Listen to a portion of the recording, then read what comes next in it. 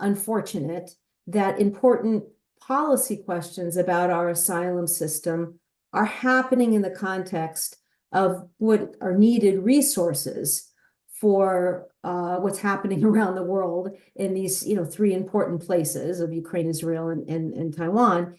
And it has nothing to do with immigration policy. But it is a priority of this administration and of some on Capitol Hill to get money behind particularly Ukraine. And I want to emphasize that because I've been doing this work for a long time. And this is of all the Senate negotiations or House negotiations, this is really the first time where we're not talking about what are we going to get, what are they going to get in the immigration box. This is all about, will there be money for Ukraine in particular? And why that's important is because that is a foreign policy priority for this administration and for Democrats and for some Republicans, that Ukraine be supplied with enough resources that it can effectively push back on Putin's intentions, and that his intentions may go beyond Ukraine. So that's important context, right? We are playing in a whole different field. There has been a long awaited framework for what they're talking about in the Senate negotiations, and it seems to be dead, and it's flatlined, and then all of a sudden there's a heartbeat and it starts again. And that's where we are now, is that despite a recent statement by the Speaker of the House, so that's the House of Representatives side, that this is dead, we're not going to do anything with it, we're going to impeach Mayorkas. That was a letter that Speaker Johnson released a short while ago. On the Senate side, McConnell, the leader of the Senate Republicans, and some others have said, no, we're actually going to press forward. And McConnell's comments of a few days ago, where we give up, Trump is in charge, he's saying, like, I didn't mean that. We do need to move forward. So what I expect, and again, this could change before this press call ends, what I expect is that there will be a framework, it will come out. The push to get Ukraine money is so strong that, and they're so far up the mountain in making these decisions about what they're going to do in this deal that it's going to happen. The contours, I don't know, but let me lay out a few that have been discussed. One is having to do with the authority that's known as parole authority for the administration, which is what Biden is using now to bring in groups of people for humanitarian reasons. So he's used it with Afghans, Ukrainians, Cubans, Haitians, Nicaraguans, Venezuelans. And it's an authority that Democrats and Republicans have always used. It's parole authority. That's right, Pilar. And it means that people can come in. They do not get green cards. They get work authorization, and they're not a priority for removal unless they commit a crime or they do something that makes them a priority. But that is not a person that ICE is going to go after. So it's very similar to, for example, to what people who have DACA have. Parole is generally being given in 2-year increments, and it's being used for those countries that I mentioned. And it's also being given for some people at the border who are applying to get an appointment to come into the US, and they're using an app on their phones called CBP One. Those people are also being paroled in. So parole is this important authority that the Republicans are very eager to limit Biden from doing, but Biden very much wants to keep this authority because that is creating the legal pathways so people can come in lawfully with parole as opposed to with a smuggler. So that's probably the single most important issue to keep your eye on when we see what the Senate framework does. The other has to do with a trigger, which has meaning this way, and it would be a way of being able to shut the border down for people seeking asylum. And what's being negotiated is a trigger where if there's a certain number of people encountered at the southern border who are trying to come in without authorization, if we get to a number of, and I don't know what it is, but let's say it's 4,000 or 5,000 over a 7-day average, that they will stop letting people in. They will essentially apply like a Title 42 shutdown to people who are trying to come in to apply for asylum. People who are coming in to go, shopping at Walmart, or who are, bringing in goods, that kind of will continue, of course. I'm gonna not be distracted by the chat just yet. Because I know I don't have more time. Don't answer the questions in the chat yet. Yeah, no. Let me look at that in a minute. I'm so unable to multitask. Let me do that. As hard as I in any case, so that's something to keep an eye on. Now, the other thing I want to say to everybody, because it's not getting as much attention because we haven't seen the language, but that there does seem to be some positive aspects of what's being negotiated, that there may be numbers for legal immigrant visas, that there may be measures that offer time for people to get lawyers, or lawyers for young people, for example. So there, and please don't report on that, because I'm just saying the kinds of ideas, and I'm really saying this more as guidance to you to take a breath when this comes out, and to really understand what's in it, because you all know better than anyone that when immigration is talked about on Capitol Hill, where a policy is being discussed, it's your communities that are listening the most carefully for what does this mean? And this is so difficult and confusing and complex policy. Vanessa, you know this well. It takes a bevy of a bunch of lawyers to figure out what does this policy do. So I do work as a senior advisor at the American Immigration Lawyers Association. We will be taking on very quickly the responsibility of trying to provide accurate information. So stay tuned. Timing for this, who the heck knows? If a framework comes out as early this weekend, maybe. Once the framework comes out, they're going to take it to the floor quickly. They're not going to want there to be a lot of time, because that's when there will be opposition that's going to get mounted. And there are Democrats that are ready to oppose this because they don't like the limitations that I talked to you about. And they're in a tough position because they may also are very likely supporting aid to Ukraine. So this is going to be a hard one. And then Republicans on the other side, they're like, why should we do anything, right? They want to make this a political issue that I think could backfire on them. So that's the state of play on the Senate bill. The larger discussion, and Pilar, I want to give Vanessa and the other speakers a lot of time, but I do want to say three quick things. One, you have time. Migration, thank you. Migration has changed so fundamentally in the 30 years I've been doing this work. Yes, I started as a young child doing this work.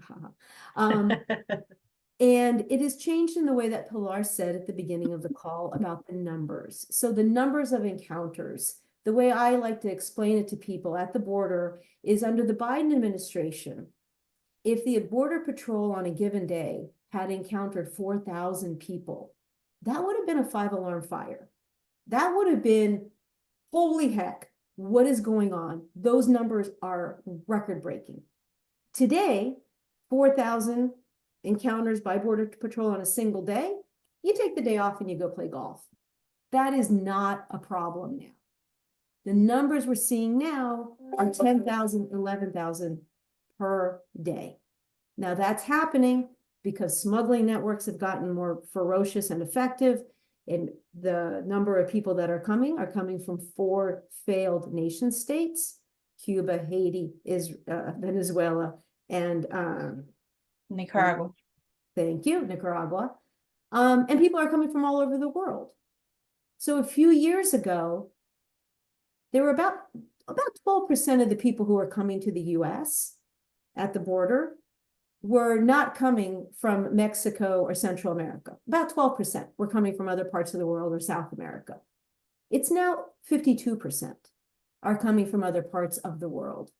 And so that puts a big strain on how do you process people? What kind of language support do they need? What kind of cases do they have for asylum? And it's not young Mexican men coming to work.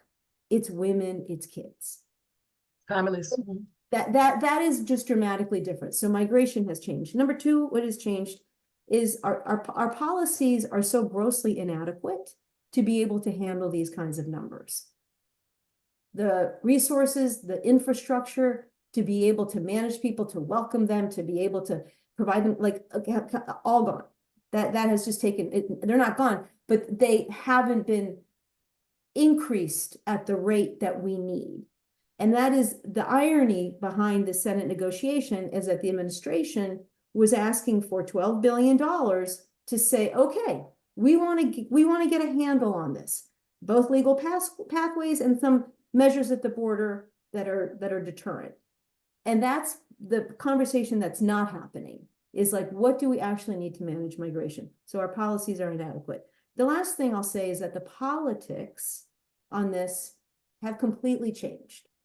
Because in Texas, Governor Abbott, as you know, has been sending buses of migrants to New York, Chicago, Denver, and that has created a situation where Democratic governors and mayors are looking at the administration, the Biden administration, saying, what's going on?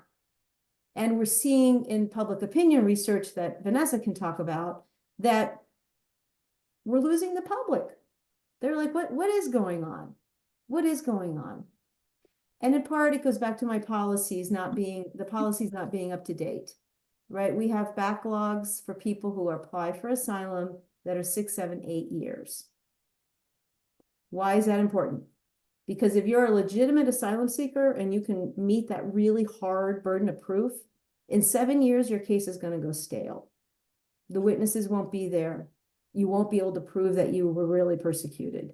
And so that person is not going to win asylum.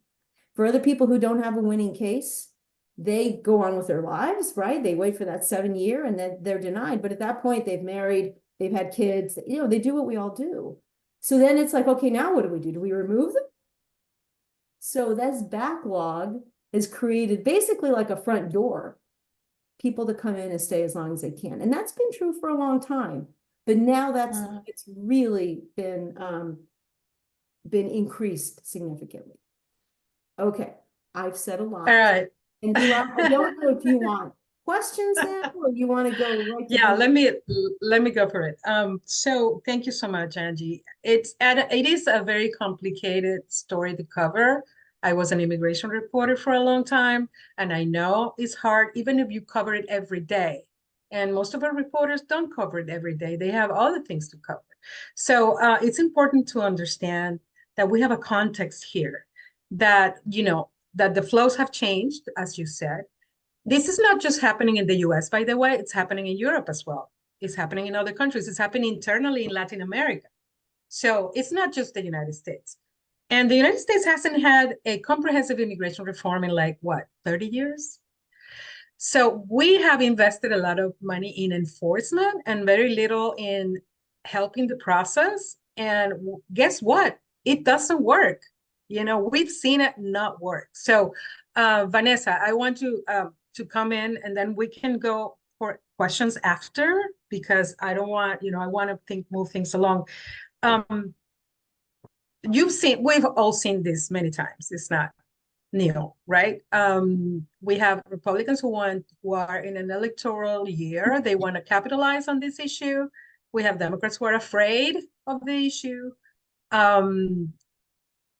Potentially giving in on parole can make things worse, can't it? I mean, isn't that the truth, Vanessa? Yeah. I mean, whether giving up on parole will make it worse? Is that what you're asking? Yeah. Yes. No, absolutely. I think that if there is a one sort of transformational policy that the Biden administration has implemented is the parole program, because it has created legal pathways and the ability for people to come here legally. And we know that if people have the option between getting a visa or coming with a smuggler, 90% of the time they're going to pick a visa, right? Because people want to come here legally. So that's a really important question. But I sort of want to go back to how Angie ended, because I think this is really important for us to understand. And again, I'm so grateful to be speaking to you guys, because you all are engaging with our communities. And I know they're paying attention to this issue in ways that maybe the rest of the public is not. But I think it's really important for us to understand why we are at this moment. And as Angie mentioned, the lack of immigration reform is part of the reason why we're here. And those of us who have been working on this issue for the last 20, 30 years, our immigration system has not been updated.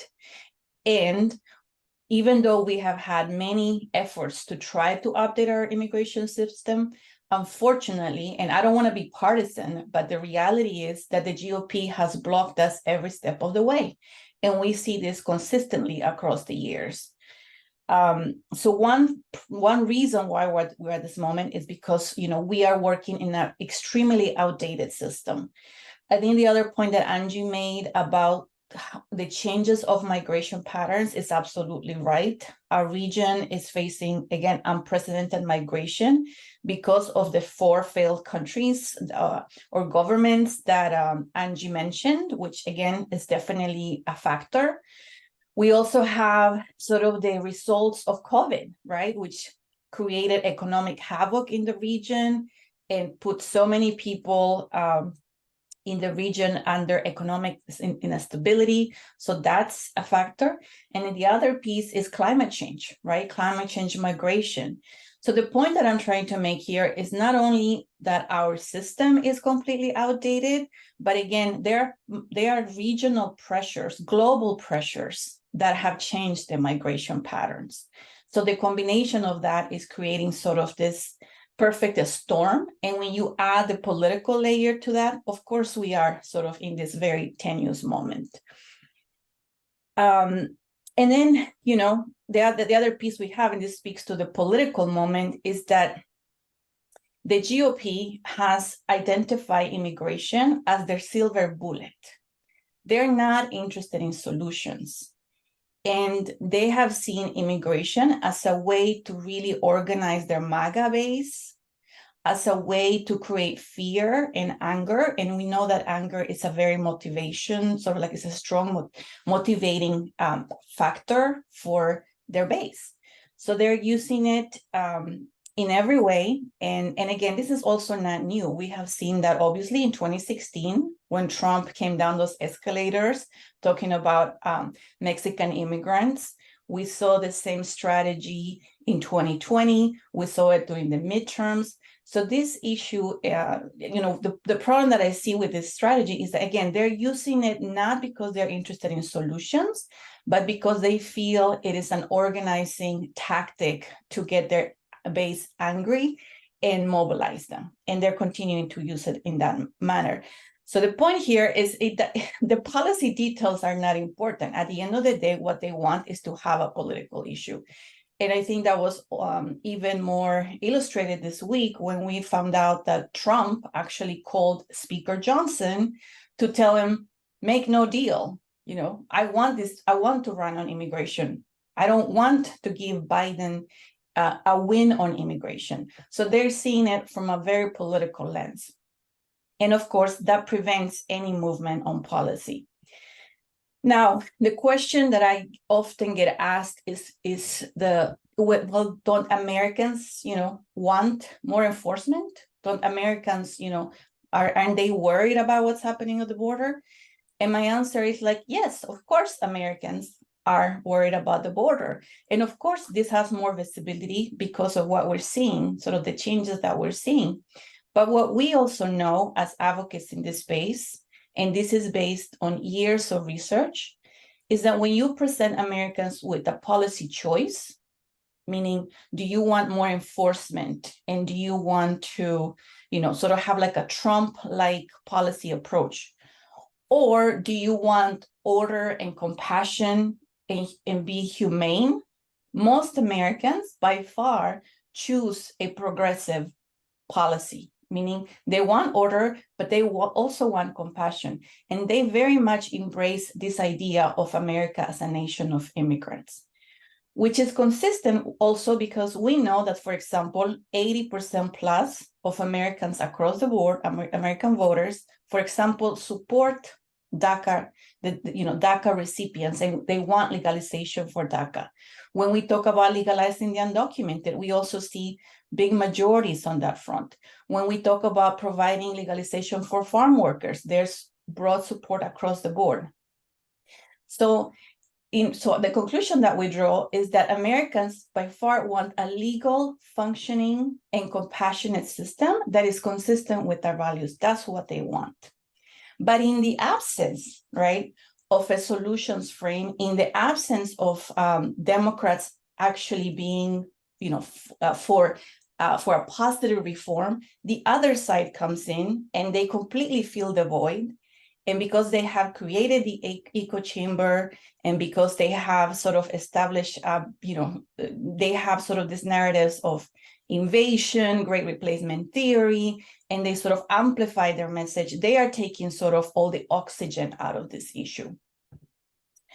So that's sort of just to, I think the other thing I want to say is that we have seen, in terms of, sort of like the political environment, we have seen sort of what happened under Trump. All of us remember the Muslim ban and sort of the reaction that Americans had to that. All of us remember the separation of families under Trump and the fact that most Americans rejected that.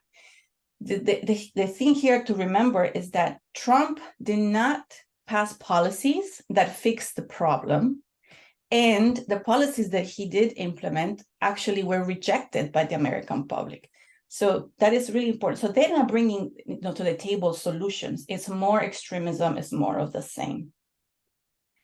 The other thing I want to underscore is, and I think this is something that Angie alluded to, but I also want to say that when Biden came into office, he actually had a very progressive vision for immigration, and he has actually done some important policy changes that I think do not get the coverage that it needs. I think the parole program, again, is unprecedented. And in my view, it's what the future should look like in creating more legal pathways, because that's what our economy needs.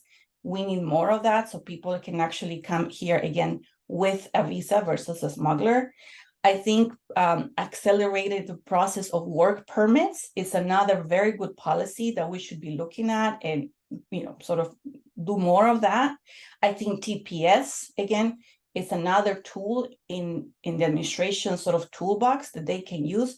So I think there are positive things that this administration has done and can do more of that we should be uplifting, because if we only focus on the things that haven't done and we're not focusing on sort of like, these are some of the good things you could be doing, it's really important.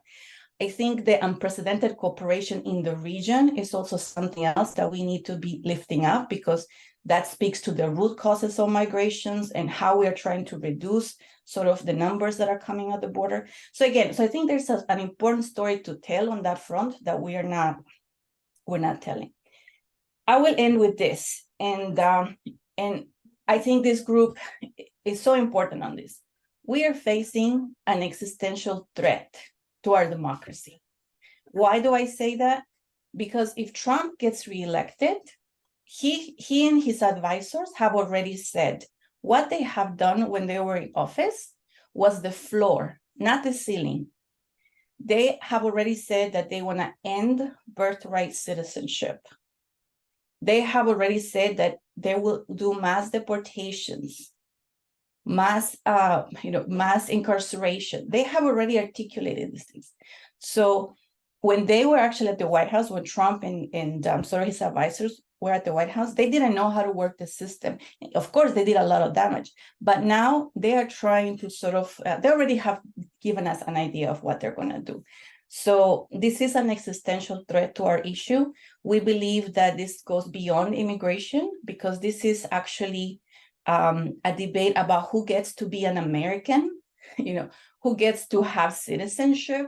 How do you define that? So I think for us, this is a really a real dangerous moment. And as Angie also mentioned, we have Abbott right now, who right now with Trump's support is trying to mobilize National Guard, at the border, is telling states that they should reject the Supreme Court mandate. And I think, again, those are very dangerous. Those are dangerous signs for us. And we need to really understand that this is beyond our communities. This is beyond just immigrants. This is about, a danger and a threat for all of us. So I don't want to be an alarmist, but I think we have to be clear-eyed about how this moment really is troubling. And I think that the role that you play in informing the community, in paying attention to the debate, in providing the correct information is really important for this election. So I'll stop there. I was muted. Thank you, Vanessa. Thank you so much. Can we ask you and Angie both to chime in on the issue of how public opinion is feeling? Because recently we have seen Americans even Democrats and independents getting worried about them. And this has meant a decrease in the numbers of President Biden. They're clearly worried about more than this. They're worried about inflation. Even though the economy is good, people are not feeling it because of the inflation and other issues. This can lead to a Biden losing the election. And this is something that can have other consequences, like you just mentioned, including on immigration. We all remember Trump's actions. He literally shut down the asylum system. He separated families. He did the Muslim ban. And there's many other things that he and his advisor, Stephen Miller, want to do. What should Biden do? I mean, at this point, and what should ethnic media like us be telling our communities at this moment in time in terms of the issue, that the problem that this raises for the country? Either of you or both of you. Well, why don't I comment a little bit on what maybe the White House could be doing. And then Vanessa, you can comment on changes you're seeing in public opinion. I mean, I worked in the administration for Secretary Mayorkas, and I also worked on the transition team before the election and then between the election and when President was inaugurated. And the president, said a lot as candidate and president-elect. And there was a lot to point to do differently, because the Trump approach to immigration was to shut it down, like to not let people in and to kick people out. Pretty much what he will do on steroids, as Vanessa said so clearly. And what this administration did was, as Vanessa mentioned, create a lot of legal pathways.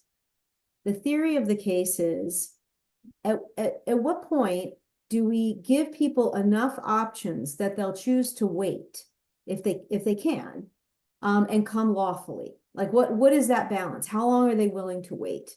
And that's why they have pulled out every tool in the toolbox. The parole programs that we talked about, this CBP1 app, setting up refugee processing centers outside the US so people don't go through the Darien Gap, setting up a community sponsorship program called welcome.us, where Americans can come forward and say, hey, I want to be a part of the solution. I want to sponsor a Haitian. That never existed before. And I could go on and add to what Vanessa laid out. Everything that I've just said, the White House doesn't say. They don't talk enough about what they've done because the president, to be blunt, is not as comfortable with this issue. This is an issue that is hard. It's hard to explain. Look how long it's taken Vanessa and me to lay it out for you all. And the Republicans have a much simpler soundbite. Borders are out of control. Biden's got open borders. Everybody's coming in. Like, the ugly rhetoric. And so if I were in the White House, I would say, talk about what you're doing and that it is that balance of compassion and control. But, it's like getting fat. You don't get fat overnight. You don't get skinny overnight. It takes time. It will take time for these policies to work. It will take time. And the political cycle that we're in and the media cycle that we're in is so fast that it just expects results like that. And it will point to a snapshot of how many people came to the border yesterday. Oh my God. It's not a snapshot. It's not a photo album. It's a movie. You got to see the whole thing. And we're only just in the beginning of it because this administration is trying to do things differently, recognizing the changes that that Vanessa and I have been talking about. There will have to be changes to our asylum system, guys. It's not working. It was built post-World War II. We're in a different time now. We have different challenges. Unfortunately, the only way we can update, modernize our asylum system is through legislation. It's through Congress. And as you all know, that end of Pennsylvania Avenue is not functional. And until we put people in office that will take this seriously and not just use it as a political football, then we're going to be in a tough spot for a long time, because the executive branch has limited authority. They've pushed it though, they've pushed the envelope. And if I were there, I would talk more about what I've done, and I would contrast it to the horror show that is not an exaggeration by Vanessa. That is what will come in a term two. Let's be clear. Vanessa, Indeed. what are you seeing? Vanessa, make it short because I want to bring in Lupita to the conversation. No, I think there's just one point that I want to underscore. Yes, Americans are concerned about immigration, absolutely. But when you ask them what they want, a progressive policy is what they want. And a recent proof point of that is the New Hampshire primary. The majority of independents actually voted for Nikki Haley. Of course, the MAGA base voted for Trump.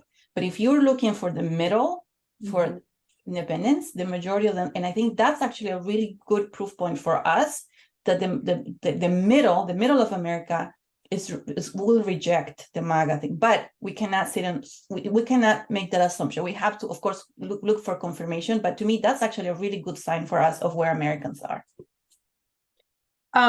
Lupita Martinez, I wanted to bring you in from Chirla. Can you introduce yourself, your title, and talk to us a little bit about what Chirla has been doing here locally in LA? Because we know one of the major issues has been this Texas governor and the Florida governor sending buses and planes of immigrants to cities that they consider liberal, and to have to say, hey, you deal with it, and mayors have reacted very differently, from the mayor of LA, Karen Bass, working with organizations to kind of welcome and try to figure out how to help these asylum seekers and how to direct them to where they need to go, to the mayor of New York, who has been talking very harshly about this issue. Lupita, can you talk to us about what you guys have been doing, and what do you see from your point of view? Yes, absolutely. So, hello, folks. My name is Lupita Martinez. I'm the regional policy advocate here at Chirla. One of many staff who have been on the ground since, we received our first bus from the state of Texas. And I think Angela and Vanessa did a really good job in setting the tone, just around when we talk about the inadequate policies and the change in politics, and how that looks like on the ground, particularly in LA. So at Cheerless specifically, so in LA, so we have always seen a migrant flow. So this is nothing new to us. We cannot forget that California is a border state, so we've always seen this. We're used to an influx of migrants, from caravans to unaccompanied minors. However, what is different now, so what's disrupting the flow is the political whims, as we've noted in the conversations of states like Texas and Florida. That's why we're experiencing a higher influx of people that we're receiving on bus and plane. So for Chirla, as we anticipated the lift of Title 42, we didn't know what we were going to expect, right? What was that influx going to look like? So to prepare, we came together with partner organizations here in Los Angeles. And this is actually how the LA Welcomes Collective came about, with partner organizations like Carecen, IMDEath, Esperanza, the Archdiocese of LA, CLU, Haitian Bridge Alliance, Cielo, Clinica Romero, and my apologies if I forget any other partner organization. So we're the leading body within the LA Welcomes Collective to ensure that we're responding and activating, particularly when we receive a bus from Texas. So the first bus that we received was in June June 14, 2023. We are now at bus 39. So over 39 buses, of course, as a collective, we've strengthened our collaboration with the city of Los Angeles, the county, and really put together an intentional operation to receive new arrivals, with dignity and care. We've seen a lot of unfortunate experiences of our folks from Texas to California, everything from folks not being able to get off of the bus on a over 20-hour long bus ride, not being able to eat. We've seen a lot of children who are just, you know, really tired from the ride and experiences that they go through on the bus. So we've made sure that once they get to LA, we have medical attention on site. If many of the folks need translation services, we have that on site, and we then take them to a welcome center where we're able to provide wraparound services, from having their first meal in a really long time, having medical care again on site, but also giving them an orientation of LA, different resources that they can get connected to if LA is their final destination. Because something that we've also seen on the ground is that for a majority of folks, LA is not their final destination. Some of the top cities that some of our folks have been going to is San Diego, San Francisco, San Jose. Only about 3% of folks are staying in LA. So we support them with their onward travel, making sure they're connecting to their sponsors and making sure they have resources at their final location. So they can better integrate to their final destination. But elaborating a little bit more, for folks who do stay in LA, they do go into our case management. And again, we provide them with any benefits that, they qualify for, with the city, the county, if there's children, enrolling them in school. And then there's also like the trauma piece. So ensuring that they're supported mentally, as well, just because we've seen, a lot of cases of very difficult situations from their travel even before getting to the border. So we try our best to integrate them and provide the services that they need. So that's a little bit an overview, quick overview of kind of what we're doing here in LA. What are you getting funding for all of this? Is this like fundraising? Are people giving money? Are foundations helping? Is the city helping? Yeah, that's a great question. So for us particularly, so when we always welcome resources, we're always looking for resources again, just because, this is something that we're continued to see. So we do fundraise within our LA Welcomes Collective. We try to support each other and bring, for instance, Caresen supports with a lot of the on the ground, just basic necessities, all of the donations. We receive a lot of donations. There are other organizations that do provide from funding to actual like physical like water or Gatorades or things that we need on the ground or long term to support the families. So it really looks different, just because things are constantly changing. But for the most part, the LA Welcomes Collective is how we try to increase our capacity internally.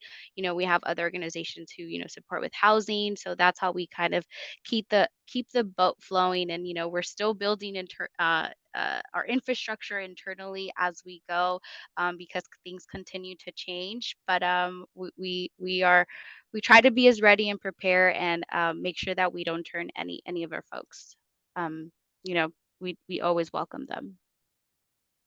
Okay, Lupita, and what is the role of the mayor's office? Do you have any collaboration from them?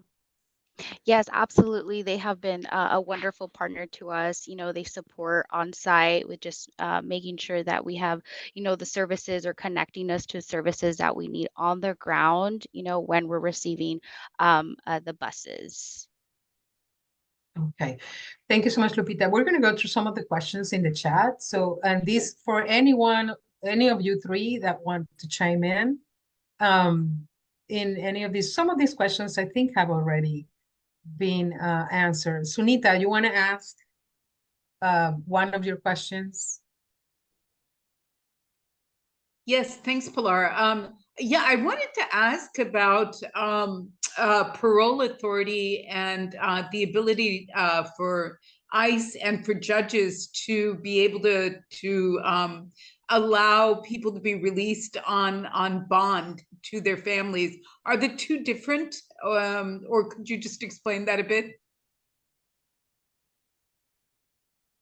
Angie, you are muted. Yes, I know. You think I'd learn after all these years. I mean, this is where I am a lawyer, but mostly I play one on TV. So parole happens a couple different ways. As I mentioned, it's what happens if you come in on a CBP1 with a CBP1 appointment. It's for the countries I mentioned, Cuba, Haiti, Nicaragua, Venezuela, Ukrainians, Afghans. People are also paroled out of detention. That is another way that parole is used. And that's been one of the big questions about what of those three ways, when they're discussing the negotiation about changing it, what are they changing? One of them, two of them, all three of them. So that's what I know, is that it is another use of parole to release from detention. But I don't really know like how it's actually applied, because I haven't represented clients since, you know, the fax machine was like a new thing. So it was a long time ago. One of the things that Vanessa mentioned is the program that was, I don't remember the name of the program, Vanessa, that Biden instituted, so people can actually sponsor an asylum seeker that is coming in. And this is something that has never been done before. It's a way to do it in an orderly way. But this is something that they want to get away with. They want to eliminate it. So taking away another way of doing things right. Vanessa, Yes, you want to that's add right. anything? Oh, No. sorry, go ahead, Vanessa. No, either of you. Yeah, no, I think that's right. You know, I think that empowering Americans to be part of the solution is part of sort of like this new way of approaching migration, and coupled with sort of the parole program, I think it's sort of the way forward. And look, a lot of people, and those of you that are in the local communities, you've seen this. I mean, we've seen it in New York, we've seen it in DC, obviously in LA and San Diego. You know, volunteers come out and church groups and, you know, people opening their homes, you know, so there is, I think, a very, like I said, a very strong pro-immigrant sentiment in this country. And there's a lot of compassion, you know, for people that are suffering. And I think instead of pitting Americans against each other, we should be, you know, elevating sort of this sense of unity and this sense of common humanity that I think, you know, most of us have. And I think that's where the focus should be in these conversations. But obviously we have a political party, unfortunately, that is banking on fear and hate. And unfortunately, they take all the oxygen out of the room. Henrietta Burroughs, do you want to ask one of your questions? Yes, thanks, Pilar. I have two questions in the chat. And I love one. However, I will talk about the second one. It seems that many people are asking legitimately if there should be limits to the number of people in this country. Right now we have housing problems, there are unemployment problems, and there's a difficulty just accommodating the people who are here, especially the essential workers, people of color. And I'm just wondering, how do you accommodate 10,000 people coming over the border each day? What will be the impact on this country, even if we could accommodate those people? Wouldn't it be somehow a destabilizing force for America itself, given where we are right now in terms of those who have in this country and those who don't have? Thank you. I'll Go start for it, us either off. of you. Yeah, I'll start us off, and maybe Lupita, and obviously Lupita's been on the ground on this. You know, Listen, I think we have fundamental issues in our country in terms of inequality and lack of resources, but the answer is not to pit one against each other. I think if the GOP or those who are crying foul against immigrants cared about housing and medical care and opportunity, they should be fighting for, to increase the minimum wage. They should be fighting for making sure people have labor rights. They should be fighting for expanding access to healthcare. So we just have to be clear, right? Like, who's really fighting for one another? I think that we need to sort of shift the conversation about how to sort of address these long-standing issues in our communities. I think the second point I want to make, and this is based on years and years of research, immigration is an asset to the United States.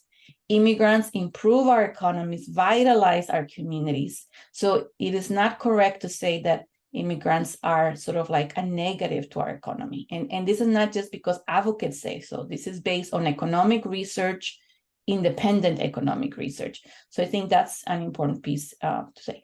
Having said that, what does my organization believe as a pro-immigrant organization? We believe that we're going to have to have limits. We don't say everybody can come in. We say we're going to have a process. We're going to have requirements, just like we did when we talked about comprehensive immigration reform. We had a set of criteria, and that is the common sense approach that we would have. But it has to be based in my mind, in a logical way, based on what our economy needs and consistent with our values. Anything to add, Angie, Lupita? +1 on everything Vanessa said. Vanessa for president. Yeah, I echo Vanessa, and just one piece that I can also share from my experience, and it's also like changed my lens and my advocacy when we talk about immigration is also, as you pose your question, you put down a number, right? But then being on the ground, they don't become a number for me or for advocates on the ground, right? You get to see the stories, like how can you say no to helping a family where there's one story that I can't get out of my head, which is it was a mom, a dad, and 2 children, and unfortunately the father drowned in the river, and the 2 daughters that are less than 5 years old got to experience that. How do you say no, we're not going to help you when it comes to finding resources, we can find resources, we can find funding. We just need to continue to push for that. But I really also would want us to stay away from the numbers, but also elevating the stories and why are folks coming. We hear a lot of stories of fleeing because of violence, poverty, right? So I would also just want to incorporate that to all the points that I echo that Vanessa mentioned. Thank you so much. Let me go through. I have so much stuff on the chat. Is making it hard to find the questions. But Wallace Allen had a question. Wallace, do you want to ask your question? Yeah, can you hear me now? Yes. Okay, yeah, my question has to do with money that's being paid to smugglers. Is it true that people are paying smugglers? And how much money are they paying smugglers? And are we considering anything that would mitigate the money going to smugglers and coming some type of way into the country that would help mitigate some of the concerns we have about migrants coming in, like their health issues, like their potential employment? I would think that as we approach our problem here, and it is a problem of perception, I believe, as much as anything else, we're talking about thousands, hundreds of thousands of people who want to come here and work, who want to come here and facilitate, people who are brave enough to come across rivers and take journeys, 1,000-mile walks. I would imagine that if we were to use the data processing that we have access to and collect information from people at the source, at the convenient place for them prior to them putting money into a smuggler's hand, we might be able to match them up with a job, a place to stay, a situation that will allow them to plan to be here temporarily, if that's what they want, or to go on a course for permanent, if that's what they want. But we should be able to collect that data, start working with people prior to them giving money to smugglers, and allow them to feel some comfort in the fact that we put a concept of capitalism, the thing that makes this country grow, into a bridge to help them get here and facilitate them being here and help those people who are so nutty about will they be helpful when they get here. Thank you, Wallace. We don't have a lot of time, but please, any comments about that, guys? Wallace for vice president on the ticket with Vanessa. I mean, yes, that's exactly the kind of creativity that we need. It is like, that is a common sense solution, right? We know that we need workers now. We know how many third graders we have that are going to be 18 in 10 years. We know how many of us are getting older, me feeling it more every day. And we're going to need people to take care of us because we're going to be retiring from it's so logical. And we can remain the most welcoming country or become the most welcoming country if we knew how to like seize the energy that people bring to want to come here and contribute. That requires policymakers that are willing to make policy as opposed to making political hay, which is what they're doing now.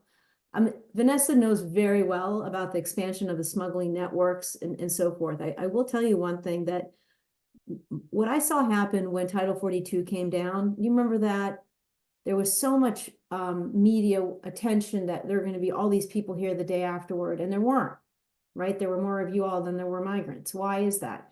Because in the lead up to it, you saw Mayorkas and you saw other government officials make it very clear that this is going to come down, but that doesn't mean you can come in, and that there are going to be criminal penalties if you try to come in more than once, and that we're going to start prosecuting, and there are going to be bars like that. So what did they do? They broke up the business model of the smugglers because the administration was talking directly to migrants. Migrants heard that. Now, they didn't turn around and say, okay, I'm going to go home. Of course not. But the point is that if we can reach people directly with programs like you've just suggested, Wallace, that is how we can, we can cut out the evils of the smugglers. Okay, we're gonna have one last comment, Vanessa, on this. Yeah, can I just make one point, because this is something that I know you guys are tracking, this information on social media, and I want to just emphasize how smugglers are using social media, which is, I think, actually an underreported piece. Before, a smuggler maybe could get in touch with maybe 100 people, right? Because it was person to person. But because of social media, and obviously now we have criminal sort of actors behind this, smugglers can reach hundreds and thousands of people. And the point that I'm making here is social media has changed the game for how smugglers get in contact with people, how they recruit people, how they get paid. And nobody is talking about the role that social media has in facilitating this criminal activity. And it drives me crazy because, this is, again, another example of how social media is allowing this.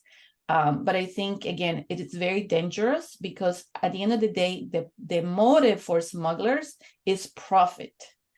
And at the end of the day, the motive for social media is profit as well. So we cannot lose sight of that. And the messaging, the administration has been saying, please don't come, try to come orderly, etc. And the Republicans are saying, the borders are open. So people here, the borders are open. Here we go. This is something we don't pay attention to. Lupita, I want a last comment from you also. What is your organization doing locally? Are you, in terms of explaining, to people here in LA what's going on, fighting to kind of face some of this anti-immigrant stuff that is coming up through social media and maybe through these images at the border? What are you guys doing in that respect? If I captured the question correctly, is going back to my last comment. It's really uplifting the stories of the folks that are coming of folks that we're receiving here in LA. And I think at different points in the conversation, there's always this of like, oh, there's so many folks, right? I think only 3% of folks are staying like in LA, right? Um, so for us is really not only explaining like the work that we do here, but also explaining what does it mean to integrate someone here in the city of Los Angeles and how they contribute also to our communities, right?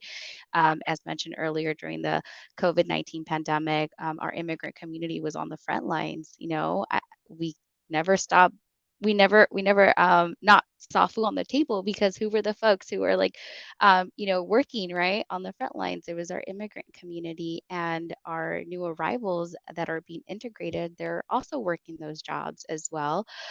So it's just really demystifying all the negative rhetoric, and really working with the city, the county, partner organizations, and also sharing and breaking down, all of the misinformation that's out there. I'm very thankful to all of you. I'm sorry we passed over the hour by 2 minutes, but thank you, Angie. Thank you, Vanessa. Thank you, Lupita, for this very informative presentation. It's a very complicated subject. Please, reporters, keep in touch on this issue. Keep getting informed. This is a very challenging issue for this year, particularly electorally. So thank you for being with us. Thanks, everyone, and have a good weekend.